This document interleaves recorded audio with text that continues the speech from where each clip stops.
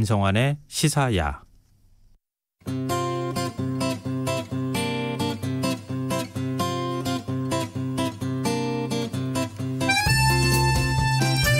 러시아의 코로나19 확진자 수가 28만 명을 넘어서면서 러시아는 미국에 이어 세계에서 두 번째로 코로나19 누적 확진자 수가 많은 나라로 기록됐습니다. 상황이 이렇다 보니 푸틴 러시아 대통령의 지지율도 20년 만에 최저치를 기록했다고 하는데요. 오늘 세계 이면 시간에는 코로나19로 리더십 위기를 겪고 있는 푸틴 대통령에 대한 얘기를 나눠보도록 하겠습니다. 외신캐스터 전주현 씨 나와 계십니다. 안녕하세요. 네, 안녕하세요. 네.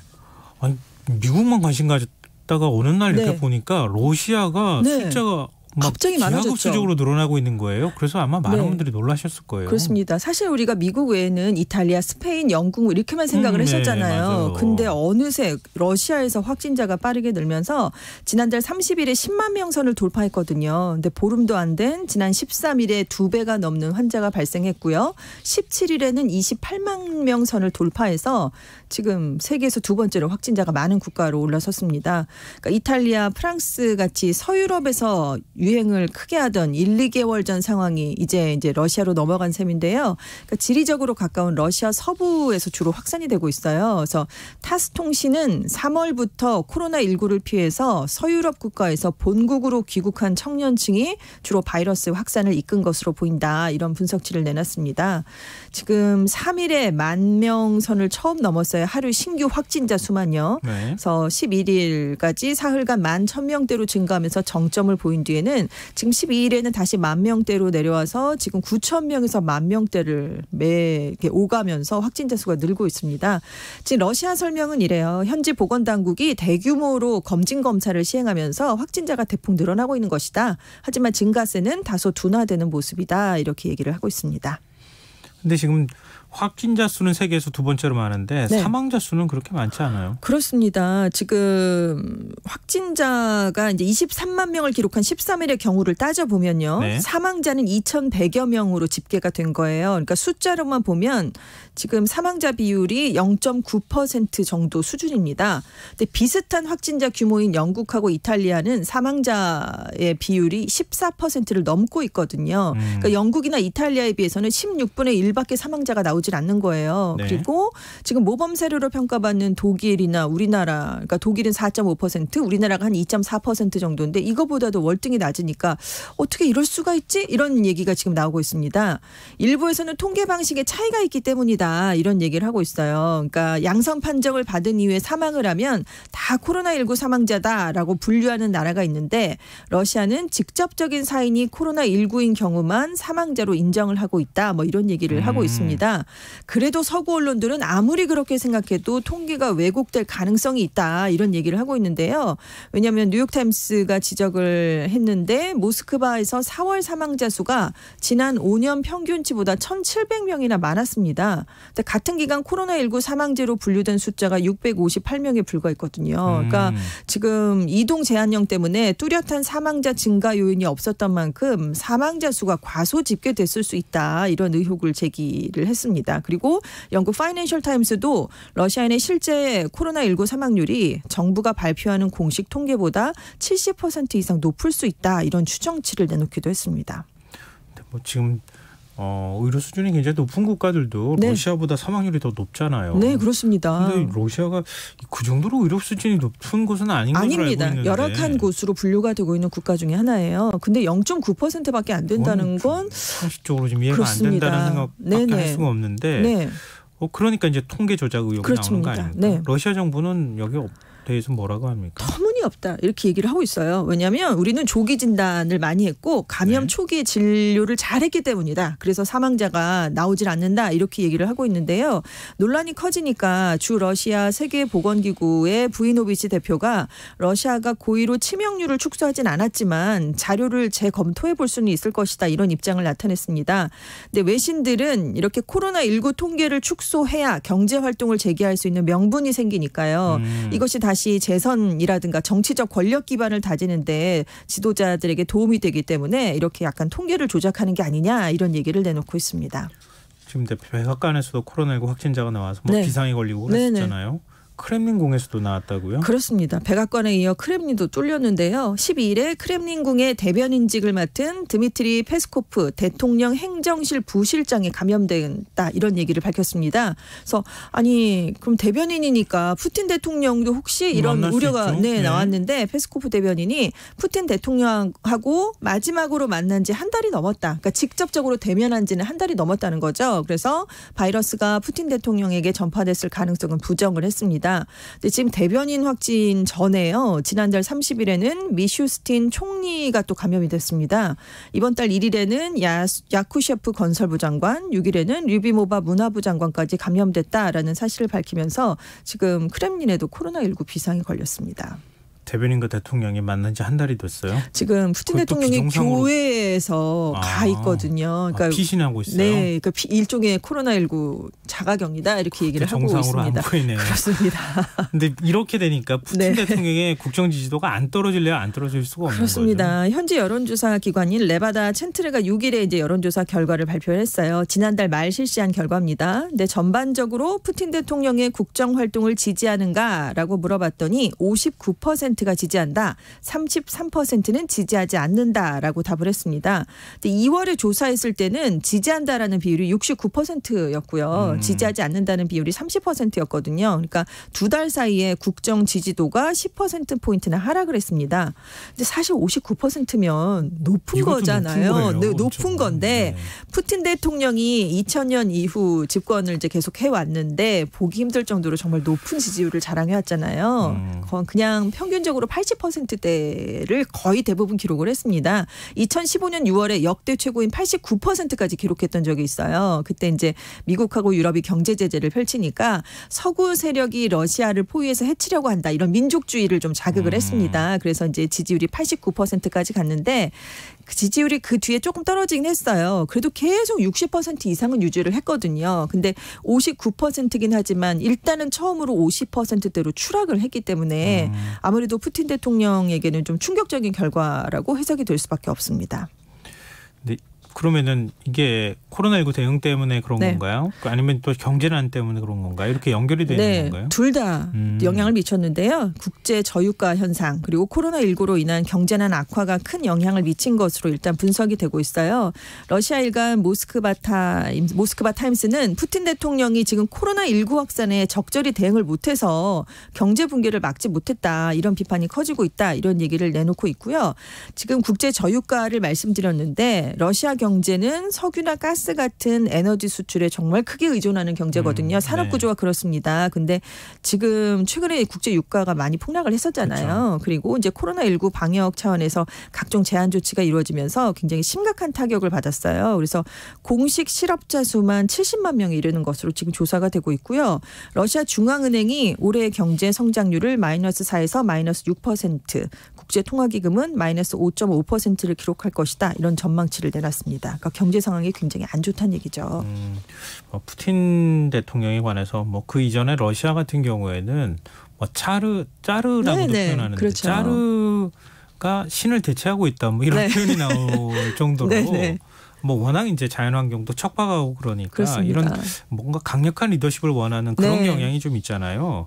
근데 푸틴 대통령도 역시 현대판 짜르다 이런 얘기를 들었었잖아요. 많이 들었었죠. 그래서 지금 계속 짜르 푸틴 구상에도 영향을 주고 있는 게 아니냐 코로나19가 이런 얘기가 나오는데 왜냐하면 5월 7일이 푸틴 대통령이 집권 20주년이 된 날이었습니다. 개인적으로 정치적 의미가 굉장히 큰 날이었어요. 대대적으로 홍보를 하고 싶었겠죠. 그런데 코로나19 때문에 조용히 지나갔습니다. 뭘 할 수가 없었잖아요. 또 9일은 제2차 세계대전 승전 75주년 기념일이었어요. 러시아가 해마다 대대적으로 국민들이 국가 정체성을 다지고 애국심을 고양하는 날로 좀 부양을 시켰던 날입니다. 근데 올해는 또 75주년이니까 더 기념행사를 대대적으로 준비를 했는데 주민들의 이동이 다 제한되다 보니까 역시 조용하게 그냥 지나갔어요. 그래서 매년 세계 각국 정상을 초청해서 대규모 군사 퍼레이드를 벌여왔는데 올해는 푸틴 대통령이 시진핑 중국 국가주석, 마크롱 프랑스 대통령을 초청할 예정이었거든요. 그래서 위상을 좀 뽐내기 위해서 좀 노력을 해왔는데 결국 물거품이 됐다. 이렇게 파이낸셜 타임스가 보도하기도 했습니다. 근데 푸틴 대통령의 영구 집권, 장기 집권을 위한 헌법 개정 그거 어떻게 된 거예요? 국민투표가 4월에 열렸어야 되는데 이게 코로나19 때문에 그냥 무기한 연기가 됐어요. 아직 날짜가 안 잡혔습니다. 근데 푸틴 대통령이 2000년부터 2008년에 대통령이 됐다가 헌법이 3연임을 금지하니까 2008년부터 2012년 한 4년 동안은 친복이었던 메드베데프가 대통령이 되고 푸틴은 총리가 됐었잖아요. 근데 마쿠에서 실질적 권력을 다 행사했었고요. 그러다가 2012년에 헌법을 개정했습니다. 그래서 대통령 임기를 4년에서 6년으로 늘렸어요. 그래서 63.6%의 득표율로 복귀를 했고 2018년에 재선에 도전을 했는데 76.7%의 지지를 받아서 당선이 됐습니다. 그래서 지금 현재 임기는 2024년까지 수행을 할 수가 있어요.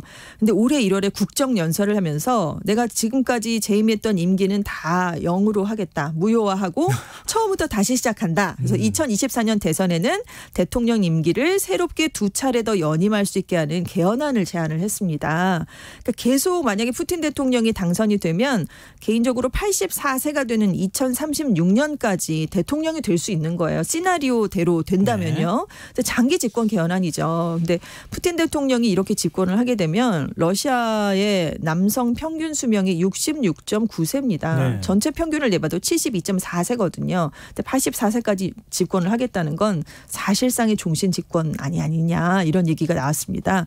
근데 대통령직을 딱 2연임만 가능하게 한 조항을 그대로 남겼거든요. 네. 그러니까 자기는 84세까지 할 수 있지만 자신의 후임자는 이제 그렇게는 할 수가 없게 되는 조항을 남겨둔 거죠. 그래서 푸틴 대통령만을 위한 개헌안이 아니냐 이런 비판이 좀 거세게 일었습니다. 근데 이 개헌안이요 3월 16일에 러시아 상하원을 거쳐서 헌법재판소에서 합헌 판결까지 이미 받았거든요. 네. 그래서 4월 22일에 대대적으로 국민투표를 해서 통과시킬 계획을 다 갖고 있었습니다. 근데 코로나19가 확산을 하게 된 거죠. 그래서 세계보건기구가 3월 11일에 팬데믹을 선언하고 그래서 푸틴 대통령이 3월 25일에 결국 국민투표를 연기한다라는 발표를 내렸습니다.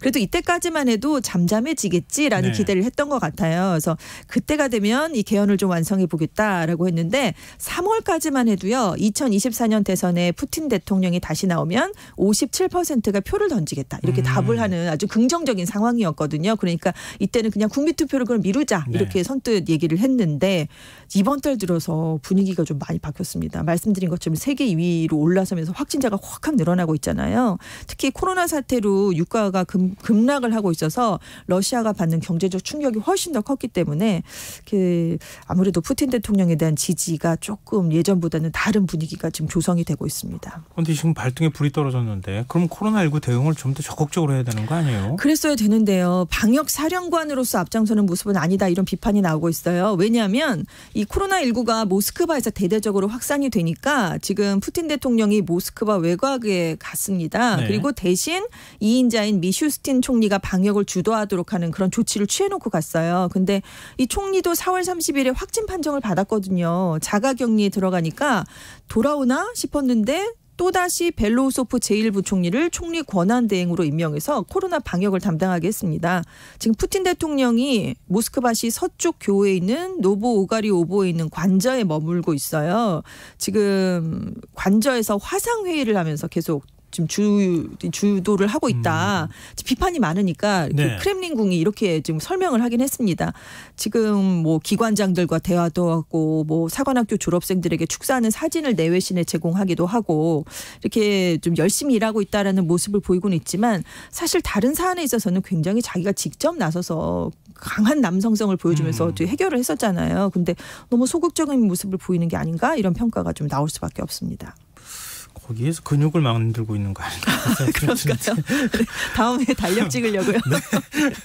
근데 푸틴 대통령이 이런 상황이면 이렇게 엄중한 상황이면 원래 러시아가 국가 봉쇄를 제일 먼저 취한 나라 중에 하나잖아요. 처음에는 굉장히 빨리 결단을 내렸었잖아요. 우리보다 훨씬 더 빨리 뭐 하고 왜 러시아처럼 왜 우리도 못하느냐 뭐 이런 우리는 한국 내에서도 이제 비판 여론이 있었는데 지금 이렇게 심각한 상황인데 국가 봉쇄를 해제한다고요? 그렇습니다. 왜냐하면 자기에 대한 비판이 지금 너무 안 좋아졌잖아요. 지지율이 59%까지 떨어지니까 11일에 TV 연설에서 제한을 해제하겠다 이렇게 얘기를 했는데 일단 조건을 달긴 달았습니다. 조심스럽게 단계적으로 진행될 것이다 라고 했지만 그래도 11일부터 6주간의 국가 봉쇄를 중단해서 직장으로 돌아갈 수 있습니다 라고 선언을 해버렸어요. 근데 이날만 하루에 16,000여 명의 확진자가 추가됐습니다. 기록적으로 증가한 날로 기록이 됐고 이날로 세계에서 세 번째로 확진자가 많은 국가로 올라선 날이었거든요. 그러니까 어떻게 이런 날 전국적인 격리 조치를 끝낼 수 있느냐. 야당 지도자가 그렇게 얘기를 했고요.